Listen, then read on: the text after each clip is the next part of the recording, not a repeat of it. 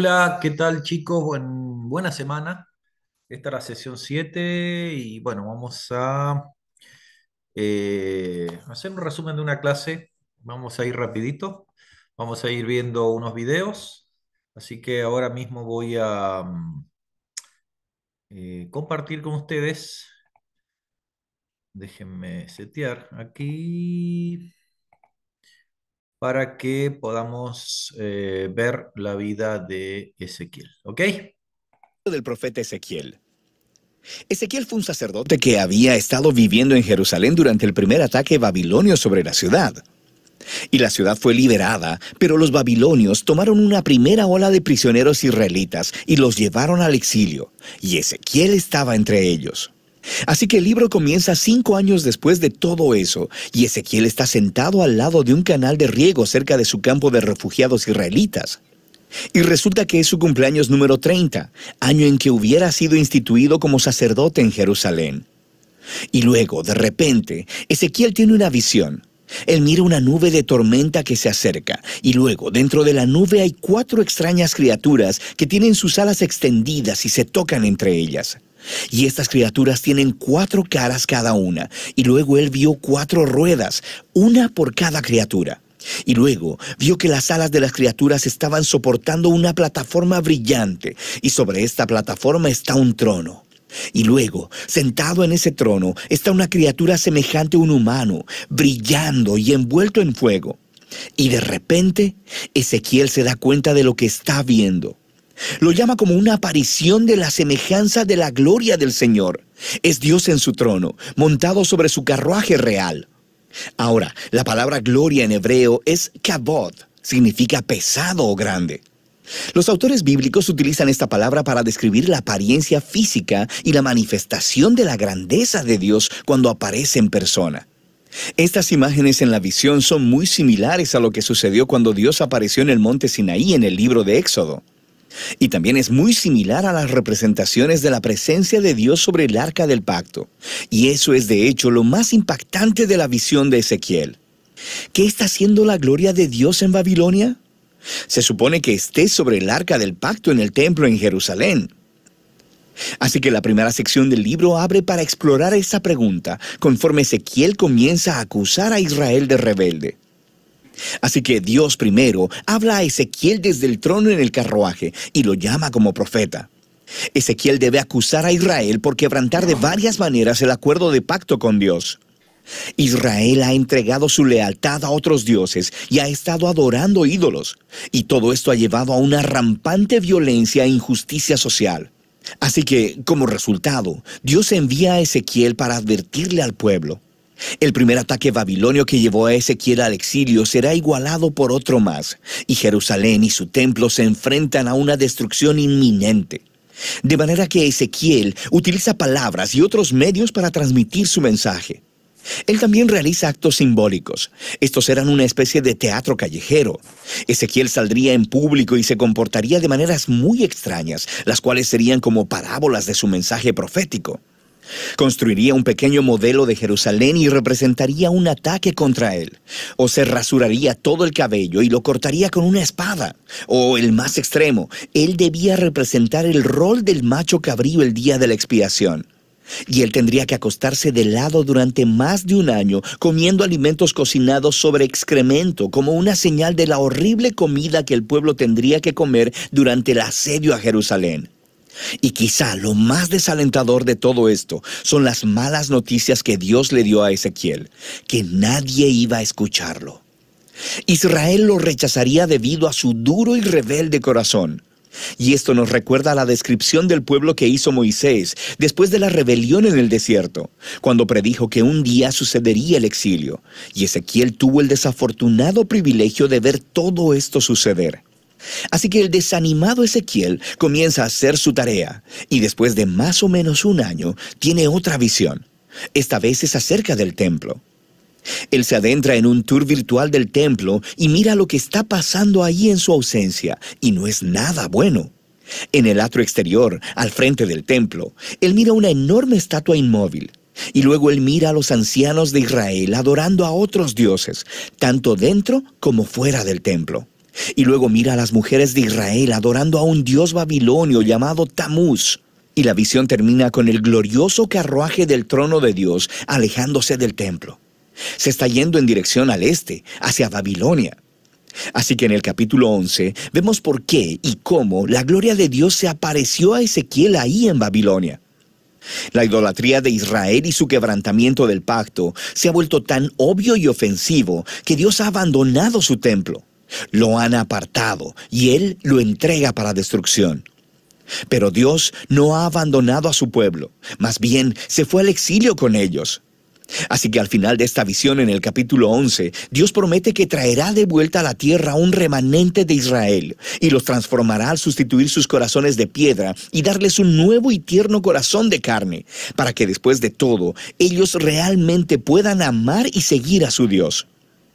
Este es un pequeño destello de esperanza, el cual rápidamente se sumerge bajo la realidad de la inminente destrucción. Pero el capítulo 11 es una transición clave y nos ayuda a entender cómo ha sido diseñado el resto del libro. Las siguientes 3 secciones son todos anuncios del juicio de Dios. Primero sobre Israel, después sobre las naciones alrededor de Israel y luego solo sobre Jerusalén. Pero luego, después de eso, la conclusión llena de esperanza del capítulo 11 se desarrolla en las últimas 3 secciones del libro. Primero, esperanza para Israel, luego para las naciones y luego para toda la creación. Los capítulos del 12 al 24 se enfocan en el juicio venidero de Dios sobre Israel. Y esta es una colección diversa de ensayos y poemas. Y aquí, Ezequiel muestra su afición por las parábolas y las alegorías. Él describe a Israel como una vara quemada e inútil, o como una esposa rebelde, o como un peligroso león enfurecido que es capturado, o como 2 hermanas promiscuas. Todas son descripciones de la rebelión insensata y de la idolatría de Israel que resultan en su ruina. En esta sección, Ezequiel también actúa como un abogado. Él empieza a argumentar el caso de que, primero que nada, la destrucción de Jerusalén es realmente merecida, como consecuencia de siglos de violar el pacto. Y que incluso, si las personas más justas del mundo, como Noé, o Daniel, o Job, estuvieran vivas y orando para que Dios librara a Israel, Dios no aceptaría sus oraciones. Es demasiado tarde. La bondad de Dios, de hecho, demanda que Él aplique su justicia sobre esta generación de Israel. El exilio se ha vuelto inevitable. Han alcanzado el punto de no retorno. Después de esto, Ezequiel se enfoca primero en las naciones inmediatamente alrededor de Israel, y luego en los 2 estados más poderosos en la región, Egipto y Tiro. Israel se ha aliado con estas naciones y ha adoptado a sus dioses y sus ídolos. Así que Dios acusa a los reyes de Tiro y Egipto de la arrogancia de considerarse a sí mismos como dioses que pueden definir el bien y el mal en sus propios términos. Y Dios hace responsables a estos reyes de su orgullo y anuncia que Él usará a Babilonia para hacerlos caer. Ellos se enfrentarán a la justicia de Dios junto con todos los demás. Después de estas secciones realmente intensas, tenemos una breve historia en el capítulo 33. Ezequiel se encuentra con un refugiado que acaba de llegar de Jerusalén, y él reporta que Babilonia ha atacado la ciudad de Jerusalén, que la ciudad ha caído y que el templo ha sido destruido. Las sombrías advertencias de Ezequiel se han vuelto una realidad, pero recuerda el final del capítulo 11, ese no es el fin de la historia. Así que en el siguiente video exploraremos la profunda visión de esperanza de Ezequiel. Pero por ahora, esta es la primera mitad del libro de Ezequiel.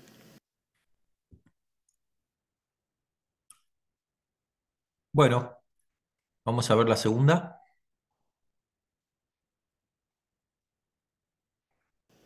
El libro del profeta Ezequiel.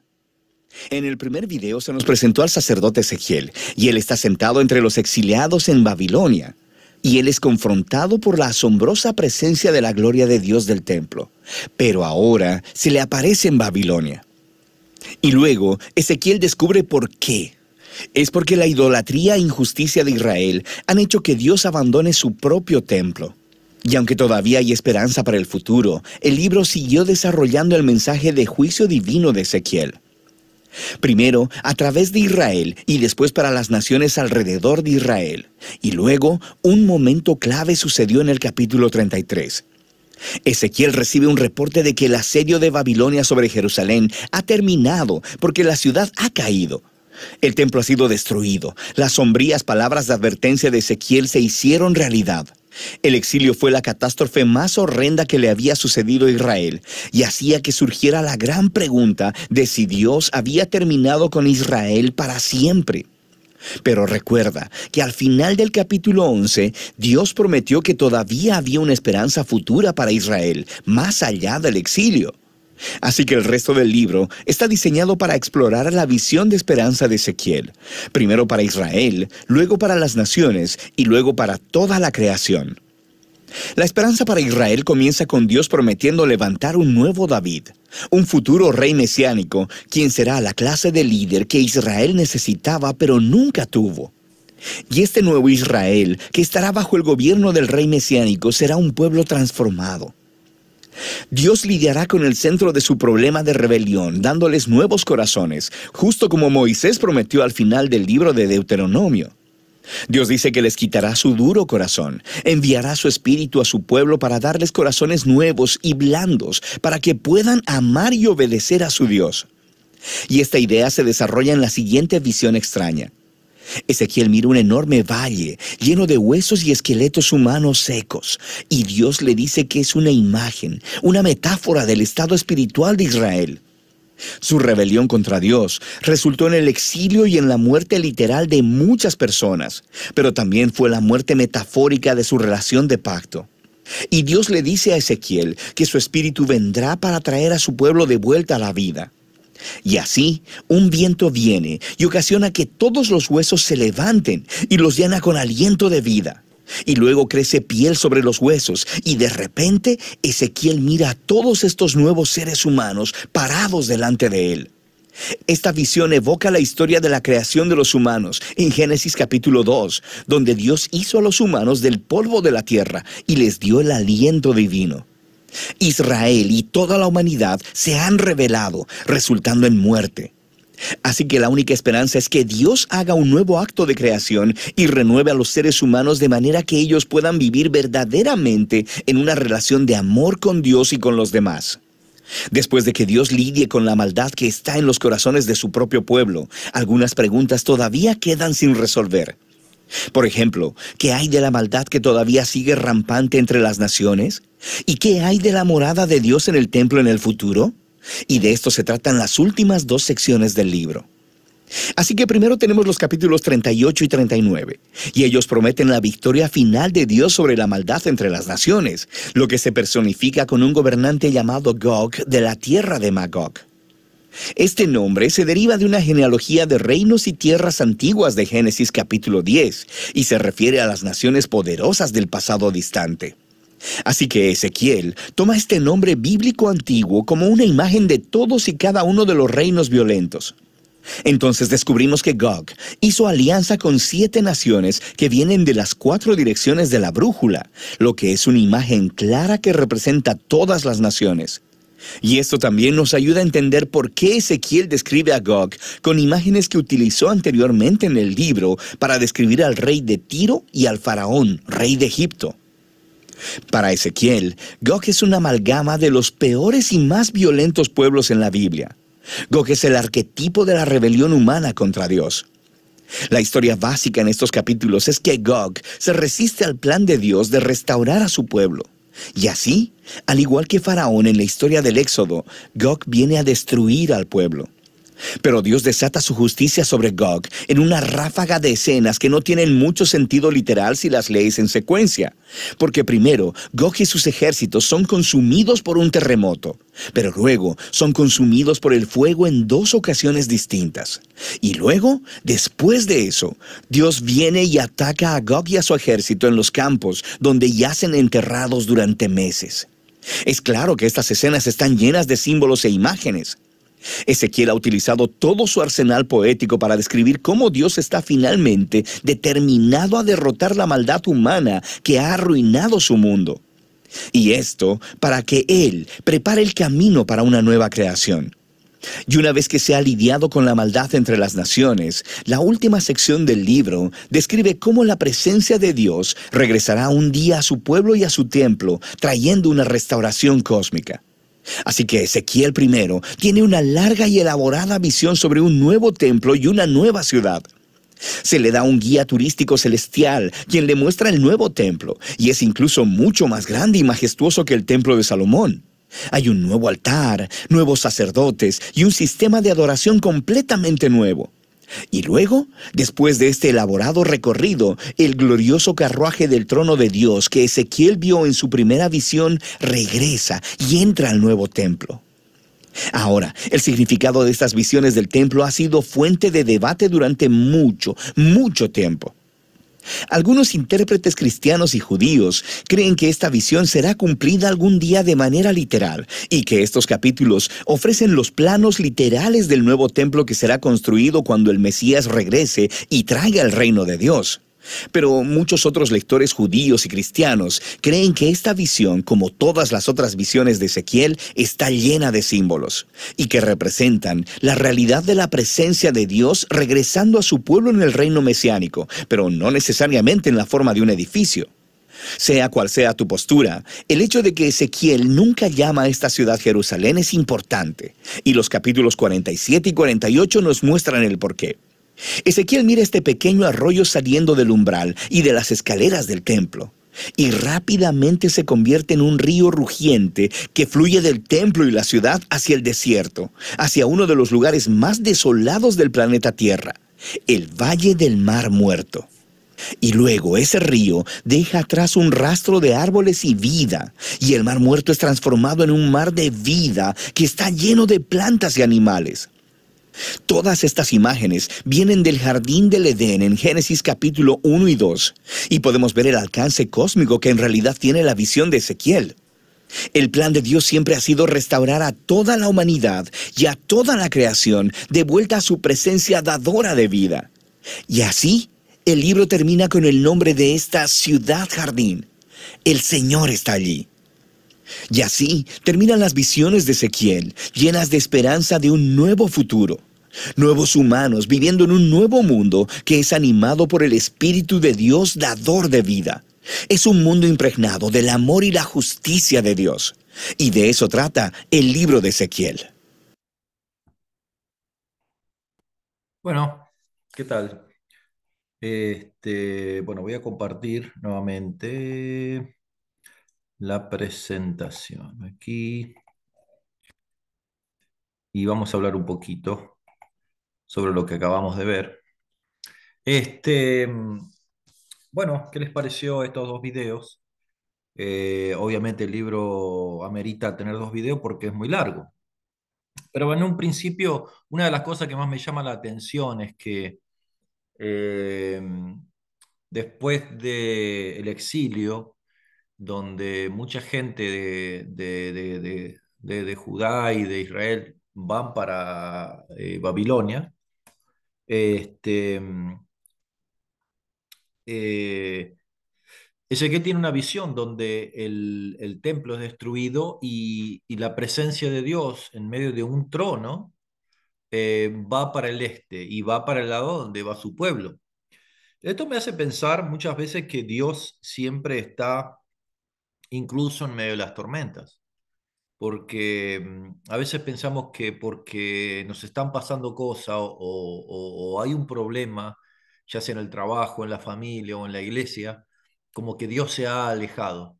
Y esto nos enseña que no, que Dios siempre está ahí, ¿no es cierto? Y en ese caso siempre se movía adentro del templo, ¿viste? Entonces hoy nosotros tenemos la gran virtud de tener a Dios en este templo que es nuestro cuerpo. Entonces, eh, simplemente es pedirle a Dios que su manifestación se haga concreta, ¿no es cierto? Entonces, por otra parte, una de las cosas que Dios le dice a Ezequiel, que por más que haga él lo que él haga, el pueblo no lo iba a escuchar. Y acá habla también mucho de nosotros, que cuando uno está desenfocado de las cosas de Dios, por más advertencia que venga de parte de la Biblia, de parte de los pastores, de parte de los líderes, de parte de un predicador, en un video o en la televisión o donde tú escuches, tú no vas a prestar atención o simplemente vas a estar pensando que eso no es para ti, ¿no es cierto? Eh, entonces, envuelve todo un sistema de idolatría, que era lo que estaba pasando con Israel, ¿no? Y en general, cuando los reyes en ese tiempo hacían pacto con otros reinados para protegerse, lo que hacían era también adoptar, digamos, muchas veces esos acuerdos, personas, dioses, comercio, se mezclaba todo. Y Israel tenía la tendencia de ir atrás de dioses ajenos, cuando Dios realmente siempre le había dicho que parte del pacto era no alejarse a otros dioses, ¿no? Amarás a Dios con todo tu corazón y decía que Dios era un Dios celoso, ¿no es cierto? Entonces, obviamente que muchas veces la gente cree que con cumplir e ir al templo, en este caso ir a la iglesia por nosotros, ya la hicimos, ¿no? Pero Dios conoce los corazones. Entonces, lo que yo veo es que la idolatría, en el caso de los israelitas, era el incumplimiento de la ley. Y entonces lo que trae aparejado el acto de idolatría es justamente estar en pecado, ¿no es cierto? Y eso atrajo, digamos, trajo lo que Dios había dicho, que si rompían el pacto, los iba a dispersar, iban a ir a exilios y otros imperios iban a venir sobre ellos, y así fue. Entonces el juicio al pueblo de Dios fue el exilio a Babilonia, ¿no es cierto? Pero Dios siempre está en control con su pueblo. Así que, de todos modos, Dios envía a sus profetas, donde fíjense que en este caso, por ejemplo, cuando los israelitas habían llegado eh, a Babilonia, llegaron con sus sacerdotes, llegaron con sus consejeros, llegaron con sus profetas, y las autoridades babilónicas nunca rechazaron eso. De ahí yo veo que la mano de Dios siempre estuvo ahí, porque Ezequiel profetizaba desde adentro. Entonces, él traía la esperanza y el mensaje de Dios, y había profetizado de que Dios le iba a dar al pueblo de Israel un nuevo corazón, ¿no? Y ahí eso se ve reflejado hacia el día de nosotros, ¿no? Un corazón donde la ley iba a habitar en el corazón, ¿no es cierto?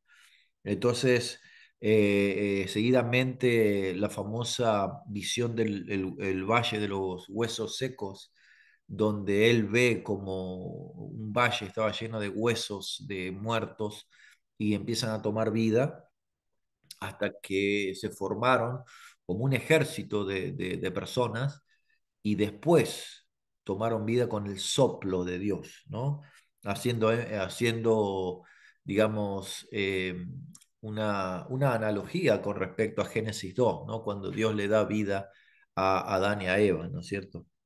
Eh, por último, lo que puedo hablar sobre el nuevo templo, ¿no? La visión del nuevo templo. Dice que el nuevo templo iba a ser mucho más grande, mucho más lindo, mucho más espectacular, ¿no? Y bueno, si tomamos eso literal, podemos llegar a entender de que am, así será el templo que se usará para ir a adorar al Señor Jesús. Pero muchos dicen que todo eso es simbólico porque el libro de por sí ya tiene mucho simbolismo, ¿no es cierto? Pero lo que me agrada de todo esto es que am, todos los símbolos apuntan a la presencia de Dios, al Espíritu de Dios. Y de eso habla generalmente el libro de Ezequiel. Así que bueno, eh, Ezequiel se manejó en Babilonia entre los años 592 al 571 antes de Cristo. Acuérdense que este cronograma va de mayor a menor porque termina en cero, que es el nacimiento de Jesús. ¿Ok? Así que usted lo ve de 592 al 571 antes de Cristo, ¿no? Este fiel predicador del exilio babilónico es una monumental apelación a los ministros de cualquier lugar y de cualquier generación. Su método, su estilo, su celo y su peculiar efectividad unidos a la solidez de su mensaje serán una valiosa contribución al ministerio para la buena dirección del pueblo, a quien en el nombre del Señor se está sirviendo. Por más de 20 años se constituyó realmente un valeroso caudillo de los cautivos israelitas. Como dije antes, Dios no se olvida de su pueblo y envía a su profeta, ¿no? ¿Cómo era este? Bueno, en su vida de joven fue muy influenciado por la predicación de Jeremías y la determinación del rey Josías. O sea que él ha tenido unos buenos referentes, ¿no? Estos dos siervos ejercieron su poderosa influencia y Ezequiel era un cortesano, joven y aristócrata, o sea, era un muchacho preparado pero de dinero. ¿M? A pesar de los días problemáticos relacionados con la caída del imperio de Asiria, fue cosa fácil para Ezequiel mantener su orgullo de hebreo y su confianza en el futuro sacerdotal del pueblo escogido. ¿M? Cuando el rey Joacín se rindió a los invasores, allá por el año 598 a.C., en el grupo de los 10.000 exiliados a Babilonia estaba este joven. Vivió 5 años en el exilio sin la más leve idea de que llegaría a ser un predicador o un profeta. Quizás sus sueños estaban más encaminados en el sentido de volver pronto a Jerusalén y reasumir su vida natural entre sus amigos. Bueno, esto es muy común y nosotros quizás como latinos, ¿no? Nos sentimos reflejados en eso, que muchos hemos venido a este país para mejorar nuestras vidas, para hacer dinero, ¿no? Para tener un futuro para nuestros hijos y para enfocarnos en nuestro crecimiento económico, social, ¿no? Y también para demostrar a nuestros familiares, amigos allá donde lo dejamos, que nosotros ahora somos más importantes. Sin embargo, cuando llegamos acá, Dios nos tiene otro plan. ¿Mm? Por eso esta tierra no deja de ser el fruto de mucho fruto para la obra de Dios. Primero con los americanos, con aquellos evangelistas que han llevado el evangelio.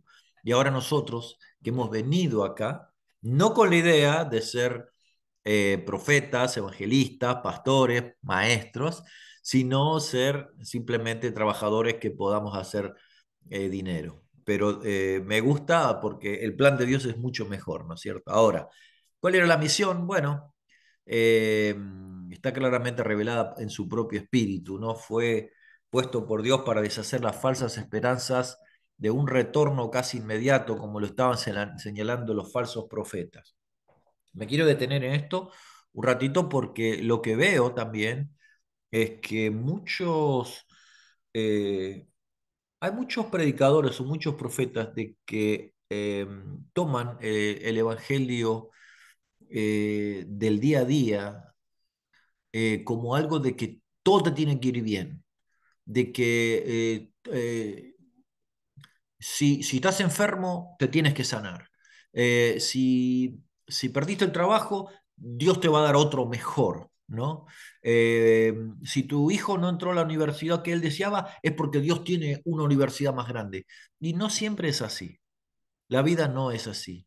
Yo sé que Dios no te va a dejar abandonado, pero lo que más le interesa a los escogidos de Dios, al Padre le interesa formar un carácter, formar, digamos, eh, una, una adoración al Padre que a pesar de todos los problemas, nosotros le demos honra y gloria a Él.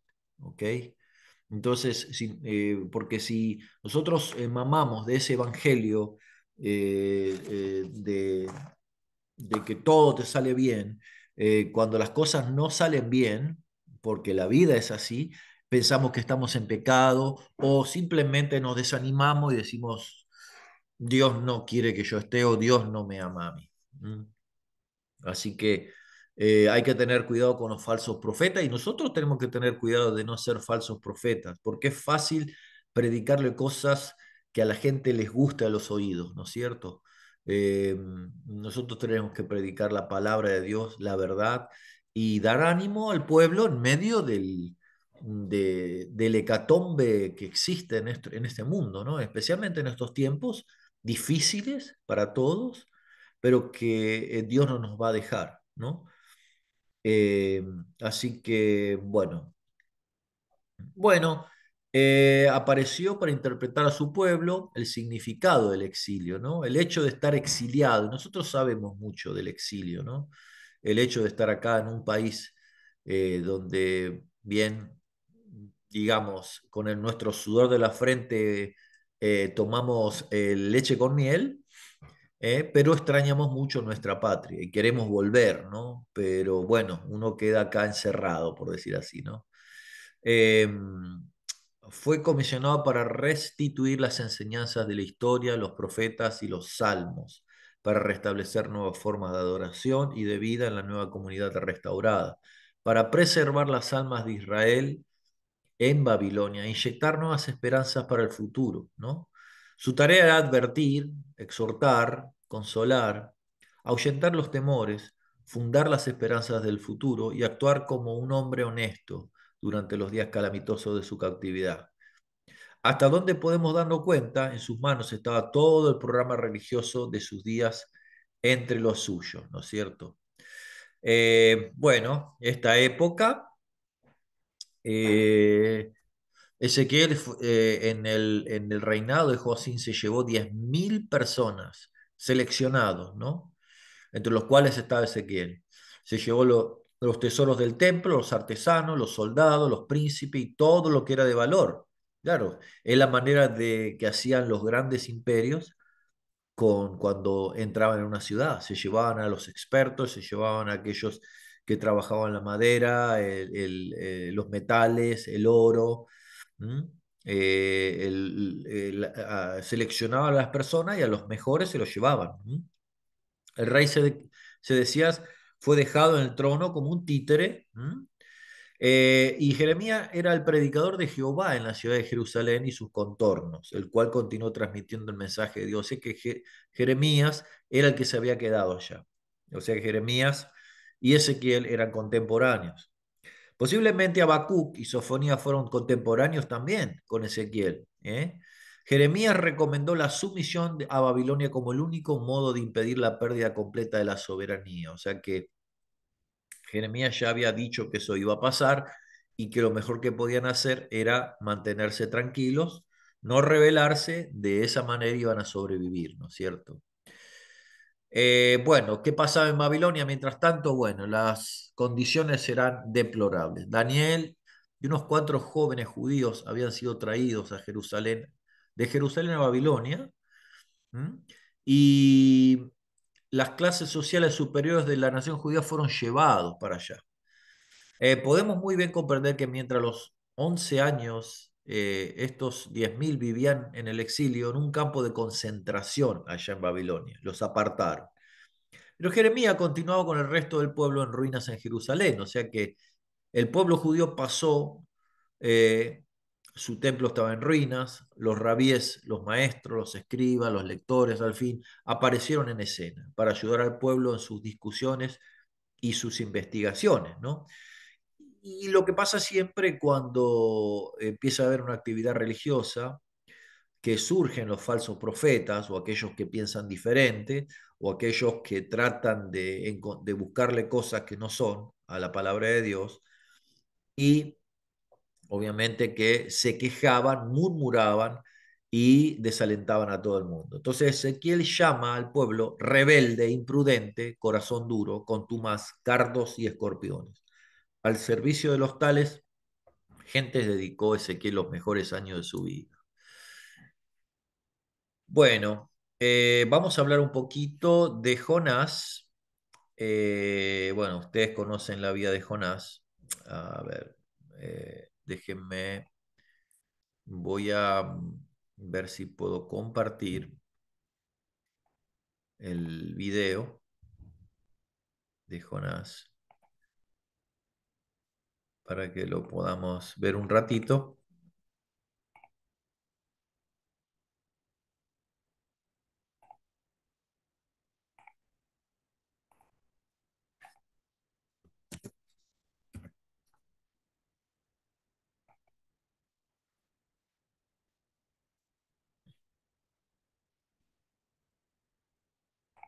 Bueno, déjeme compartir.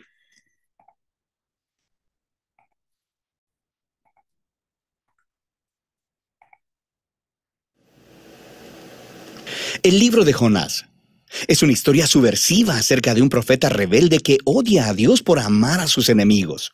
Jonás es único entre los profetas del Antiguo Testamento porque estos son usualmente una colección de las palabras de Dios habladas a través del profeta.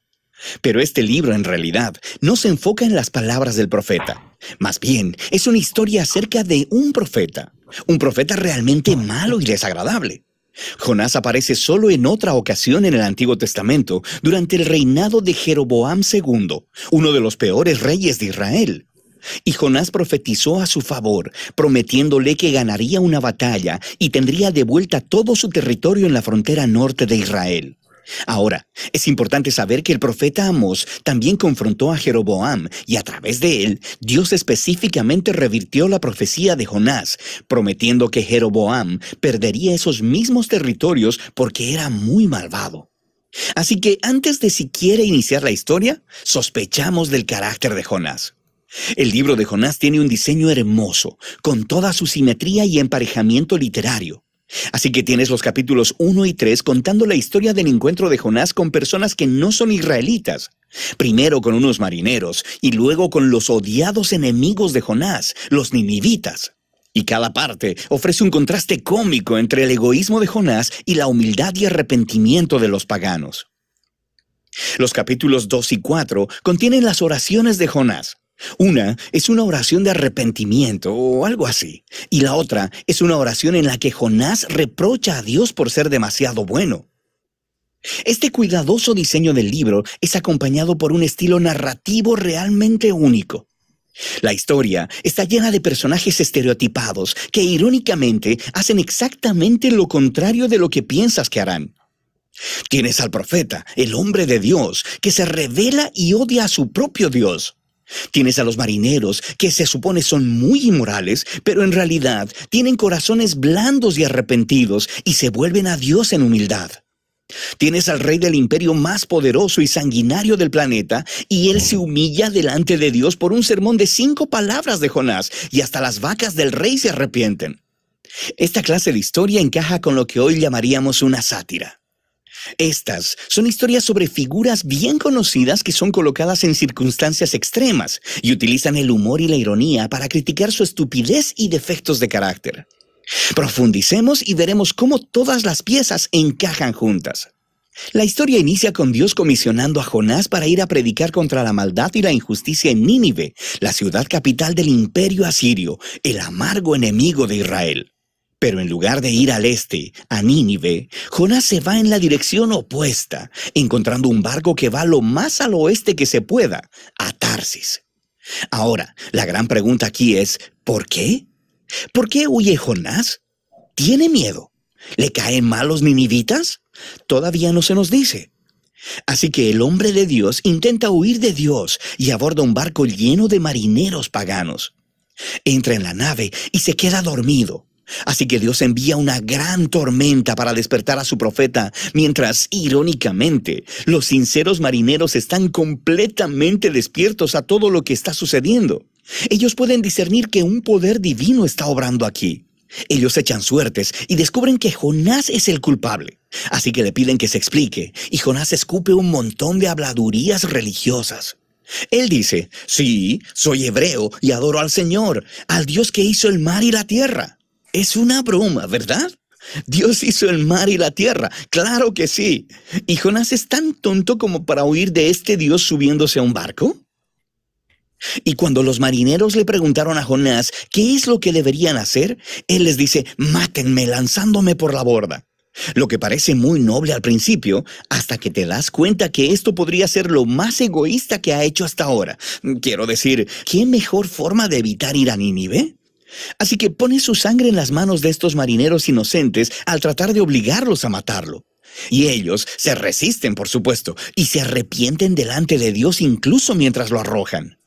La tormenta se apacigua y ellos terminan temiendo al Dios de Israel. Y a diferencia de Jonás, ellos realmente adoran a Dios. Pero Dios frustra los planes de Jonás para escapar de Nínive. Mientras Jonás se hunde, Dios provee una extraña tumba acuática para él, el estómago de un gran pez. Ahora, por supuesto, en circunstancias normales esto sería la muerte segura, pero en esta historia todo está de cabeza. Así que la muerte submarina de Jonás se convierte en su camino de vuelta a la vida. Atrapado en el estómago de esta bestia, Jonás eleva una oración donde técnicamente nunca dice que lo siente, pero sí agradece a Dios por no abandonarlo y promete que obedecerá a Dios a partir de ese momento, no importa lo que pase. Y la respuesta de Dios es algo cómica. La ballena vomita a Jonás en la tierra seca. Así que una vez más, Dios envía a Jonás a predicar en Nínive y Jonás obedece. Se nos dice que Nínive era una ciudad gigantesca. Tomaría varios días caminar a través de ella. Así que Jonás tiene solo un día y aquí está su mensaje. En 40 días, Nínive será arrasada. Esas son 5 palabras en hebreo. Este sermón es muy corto y también algo extraño. Quiero decir, mira lo que le falta. No se menciona lo que los ninivitas han hecho mal, ni lo que deben hacer o cómo deben responder. No hay mención de quién los destruirá, y lo más notable, no se menciona a Dios. ¿Qué está pasando aquí? ¿Está Jonás intencionalmente dando la mínima cantidad de información? Es como si él estuviera intentando sabotear su propio mensaje o asegurar la destrucción de los ninivitas. Jonás no está haciendo ningún esfuerzo. Sean cuales sean sus motivos, el plan no funciona, porque tan pronto predica su sermón de 5 palabras, el rey de Nínive y la ciudad entera, incluyendo a las vacas, se arrepienten en silicio y ceniza. Así que, por segunda vez, esos paganos malvados muestran que son más sensibles que el mismo profeta de Dios. De manera que Dios perdona a los ninivitas y no destruye la ciudad. Ahora, aquí tenemos la parte brillante de la historia. La última palabra del breve sermón de Jonás, arrasada, significa allanada. Y puede referirse a una ciudad siendo arrasada o destruida como Sodoma y Gomorra, pero también puede usarse para referirse a algo siendo transformado, cambiado en su opuesto. Así que, cómicamente, las palabras de Jonás se vuelven realidad, pero no de la manera en que él esperaba. Nínive sí fue arrasada, conforme los enemigos de Jonás se arrepienten y encuentran la misericordia de Dios. El capítulo final une todas las piezas. Jonás está completamente enojado y eleva su segunda oración. Primero le dice a Dios la razón por la que huyó en el capítulo 1. No fue porque tuviera miedo, más bien fue porque él sabía que Dios era muy misericordioso. Y esto es genial. Jonás cita la propia descripción de Dios de sí mismo del libro de Éxodo y se la echa en cara a Dios como un insulto. Él dice que sabía que Dios es compasivo y que encontraría alguna manera de perdonar a esos horribles ninivitas. Puedes oír el disgusto en la voz de Jonás. Después, Jonás interrumpe la conversación y ora porque Dios lo mate ahí mismo. Él prefiere morir antes que vivir con un Dios que perdona a sus enemigos. Afortunadamente para Jonás, Dios no accede y simplemente pregunta si el enojo de Jonás es justificado. Jonás ignora la pregunta y se va a las afueras de la ciudad a acampar en una colina cercana para esperar y ver qué sucedería. Ya sabes, puede ser que los ninivitas se arrepientan de haberse arrepentido y acaben rostizados después de todo. Lo que sucede después es muy extraño. Dios provee una planta para darle sombra a Jonás y eso lo pone bastante feliz. Pero luego, Dios envía un pequeño gusano para comerse la planta, así que Jonás pierde su sombra. Y luego, en el calor del sol, Jonás le pide a Dios una vez más que lo mate. Dios una vez más le pregunta a Jonás si su enojo tiene justificación, y Jonás ladra. ¡Claro que sí! ¡Solo déjame morir! Y esas son las últimas palabras de Jonás en la historia. Las últimas palabras de Dios son las que concluyen el libro. Él dice que el incidente con esta planta fue una manera de tratar de hacer entender a Jonás, ¿cierto? Jonás se preocupó y se puso sentimental por esta planta que solo disfrutó por un día. Y Dios le preguntó a Jonás, ¿no son los humanos un poco más valiosos que las plantas? Quiero decir, ¿no está bien que Dios pueda sentir la misma clase de emoción y preocupación por la ciudad de Nínive, que está llena de miles de personas quienes se han extraviado del camino y también por sus vacas? Y así es como termina el libro, con Dios pidiéndole a Jonás permiso de mostrar misericordia a sus enemigos. ¿Y cuál es la respuesta de Jonás? La historia no lo dice, porque ese no es el punto. El punto es que el libro quiere incomodarte. Y las preguntas de Dios en realidad son dirigidas a ti, el lector. ¿Te parece bien el hecho de que Dios ame a tu enemigo? Así que este libro pone un espejo frente al lector.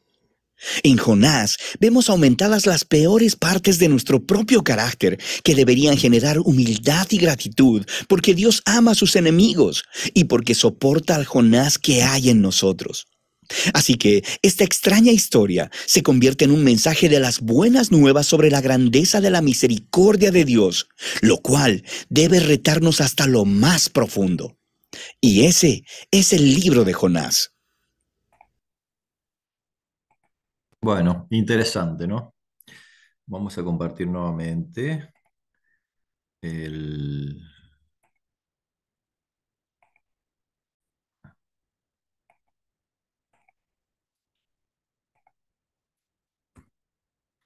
Bueno, aquí vemos a Jonás cuando lo arroja el pez, ¿no? Qué interesante historia, ¿no? Ahora vamos a ver si eso fue verdad o no. Bueno, el hecho de que fue Jesús, dijo que era una señal, y lo nombra, así que si Jesús lo nombra, significa que probablemente haya sido verdad. Y por otra parte aparece en el libro de Reyes, así que sí podemos, ver que Jonás fue verdadero, ¿no es cierto?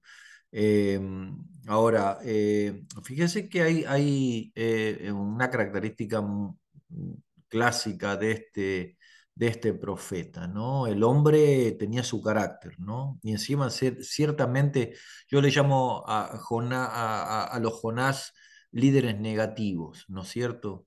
Que aman a Dios, pero tienen sus propios valores, por decir así, ¿no? Su propia moral.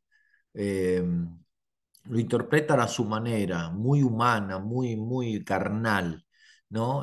No tienen el sentido de Dios, de perdonar, ¿no? Ellos, guardan esos rencores y se mueren así. Y Dios lo escoge, y porque Dios podría haber escogido a una persona más dócil, enviarla. Si Dios ha levantado, profetas, como vimos al mismo Ezequiel, que era un niño aristócrata, dócil, estudiante, y lo convierte en Ezequiel. Podemos escoger, por ejemplo, varios, ¿no? Varios personajes bíblicos. David, un simple pastor, que se convierte en el rey de David, el rey de Israel. O sea que Dios puede utilizar a cualquiera, ¿no es cierto? Así que sintámonos contentos y estemos dispuestos a decirle a Dios, como dice ahí el profeta Daniel, ¿no? Heme aquí, envíame a mí, Señor, ¿no? ¿Cómo era? Bueno, acá, aparentemente había nacido al norte de Nazaret, un predicador muy popular, un exaltado nacionalista, amando fervorosamente a la tierra, a la tierra de Israel. Eh, y bueno, el hecho de ir a Nínive, era tan nacionalista que ponía en duda el obedecer a Dios o no. Odiaba mucho a Siria, odiaba. Entonces procuró escapar, antes que cumplir lo que Dios le mandaba hacer, ¿no? Y bueno, no era en algún modo un cobarde, pero sí un obstinado, impulsivo, capaz de cometer serias equivocaciones. Tenía hasta cierto punto una mente antisocial, lo cual le incapacitaba para procurar algún bien en favor del enemigo, es lo que yo dije, ¿no? Con respecto a esto de los líderes negativos, ¿no? Aunque era temeroso de Dios, pero a pesar de ello, pretendió huir de Dios, ¿no? Y bueno, rehusó, ser empleado para el plan divino que Dios lo había escogido, ¿no? Que era salvar una ciudad entera como la que era Nínive, ¿no? Era sin lugar a dudas un poderoso predicador que ejercía mucha influencia sobre el pueblo, ¿no? Así que, ¿y cómo interpretamos el libro de Jonás? Bueno, hay tres interpretaciones. La primera que es algo místico, es un cuento, como un cuento, ¿no? Probablemente Jonás haya existido, pero escribió un cuento basado en esta historia y se volvió bíblico, por decirlo así. En esta se sostiene que Jonás es un personaje completamente ficticio, que era un místico y por lo tanto con una experiencia imaginaria. Esa sería una de las interpretaciones. La segunda, alegórica, ¿no? De acuerdo con esta, el libro contiene una parábola arreglada a fines didácticos. Jonás es el tipo humano del pueblo de Israel. El gran pez representa el cautiverio, ¿no? Una alegoría. Y bueno, la interpretación histórica, en ella se afirma que los hechos consignados en el relato son históricamente verdaderos, literales.